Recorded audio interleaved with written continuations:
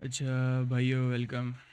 आज आपको स्ट्रक्चर बताएंगे। छोटा सा टॉपिक है, जल्दी से कवर कर लेंगे। ओके। स्ट्रक्चर क्या होता है? हम अपनी मर्ज़ी की डाटा टाइप बना रहे होते हैं। अगर हम मैं इसको एक्सप्लेन करूँ तो हम क्या कहते हैं, हमारी एक बेसिक जो डाटा टाइप्स होती हैं वो इंट, फ्लोट, करेक्टर वगैरह होती हैं। तो मैंने हम क्या करते हैं, अपनी डाटा टाइप बताते हैं, वेरिएबल का नाम रखते हैं, उसको वैल्यू दे देते हैं। अब हमने क्या करना है कि अब हम यहाँ पे इंट ना यूज़ करें, बट कि मैं अपनी मर्ज़ी की डाटा टाइप बनाऊँ। फॉर एग्जांपल, मैं अपनी एक डाटा टाइप बनाना चाहता हूँ, उसका नाम रखना चाहता हूँ पॉइंट रखूँगा, और उसमें वेरिएबल के नाम को ये कर दें। चलें, वेरिएबल का नाम तो कुछ भी रख सकते हैं, लेकिन हम कह रहे हैं कि हमने जो अपनी डाटा टाइप बनानी है उसका नाम ये होगा। अब ये हम इसको चलाएंगे किस तरह, इसको करना किस तरह, हम क्या यूज़ करते हैं, स्ट्रक्ट यूज़ करेंगे, स्ट्रक्चर जिसको कहते हैं। हम कह देंगे पॉइंट, इस तरह करके जब हम करेंगे, और इस तरह आखिरी कर्ली ब्रैकेट के बाद सेमीकोलन लगा देते हैं टू कंप्लीट इट। अच्छा, अब ये हो गया। अब हमने कह दिया ये हमारी डाटा टाइप बन गई। लेकिन कंपाइलर ने भी कह दिया ठीक है, ओके हो गया, आप तो अपनी डाटा टाइप बना लिया, हमने स्ट्रक्चर बना लिया। अब हमें बताना है कि इस स्ट्रक्चर में क्या क्या चीज़ें स्टोर करा सकते हैं। हम कहते हैं, अब मैं पॉइंट आपको किस सेंस में बता रहा हूँ, जो पॉइंट होता है, हम मैं बताना चाह रहा हूँ, जिस हमारे ग्राफ में होता है ना, एक्स वाई कोऑर्डिनेट्स होते हैं, ये मैं उस सेंस में लेके जा रहा हूँ जिस ग्राफ के एक्स वाई कोऑर्डिनेट्स होते हैं। अब मैं इधर कह देता हूँ इंट एक्स, इंट वाई। अब मैंने क्या कह दिया, ये जो हमने पॉइंट डाटा स्ट्रक्चर बनाया है, इसके दो हिस्से होंगे। दो हिस्से क्या होंगे, एक जगह हम x की वैल्यू रखेंगे और एक जगह y की वैल्यू रखेंगे। अब जो x है वो इंटीजर है, और y जो वो है वो भी इंटीजर है।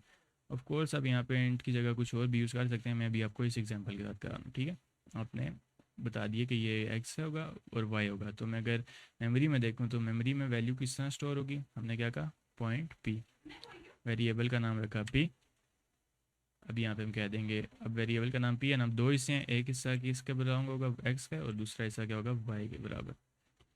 हमने ये कर दिया। अब हमने क्या करना है कि अब हमने इसको स्टोर कराना है, वैल्यू स्टोर करनी है। अब जिसने हमने यहाँ पे किया था इंट a इक्वल टू 10, यानी कि इंटीजर में वैल्यू स्टोर होगी थी। अगर मैं यहाँ पे लिखूँ 10, तो उसको नहीं चलाएगा। क्यों नहीं चलाएगा? क्योंकि अब हमारे पास दो हिस्से हो गए हैं। अब उसको पता नहीं है कि ये 10 मैंने कौन से हिस्से में भेजना है, एक्स में भेजना है, वाई में भेजना है, या आधा आधा करके भेजना है, उसको कुछ नहीं पता। हमने उसको बताना है कि कौन से हिस्से में भेजो।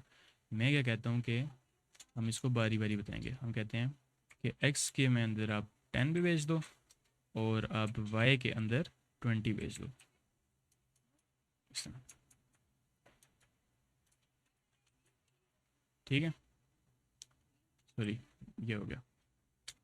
आपने पी डॉट एक्स के अंदर कह दिया कि 10 जाएगा, और पी डॉट वाई के अंदर 20 जाएगा। तो मेमोरी में क्या होगा कि वो देखेगा पी वेरिएबल कौन से डब्बे में है, उसने देख लिया ये डब्बा है। अब उसके हिस्सों में देखेगा, उसके हिस्से में 10 दे देगा, और वाई में क्या दे देगा, 20 दे देगा। इस तरह करके हमने अलहदा-अलहदा। अब ये देखिए, हमने डॉट एक्स यूज़ किया ना। हमने अगर अपने स्ट्रक्चर के कोई से हिस्से को यूज़ करना हो ना, तो हम क्या लिखेंगे, पहले डॉट लिखेंगे और उस हिस्से का नाम बता देंगे। इसका क्या था, एक्स था, इस तरह डॉट वाई करके उसका यूज़ कर लिया।